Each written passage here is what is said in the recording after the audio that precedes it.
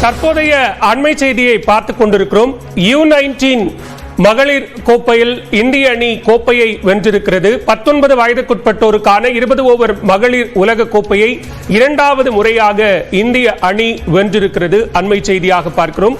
கோலாலம்பூரில் நடைபெற்ற இறுதிப் போட்டியில் தென்னாப்பிரிக்காவுடன் மோதிய இந்திய அணி தற்போது கோப்பையை வென்றிருக்கிறது. முதலில் ஆடிய தென்னாப்பிரிக்கா 82 ரன்களில் ஆட்டமிழந்த நிலையில் தற்போது இந்திய அணி கோப்பையை வென்றிருக்கிறது. 11.2 ஓவர்களில் இலக்கை எட்டி இந்திய அணி வெற்றி பெற்றிருக்கிறது.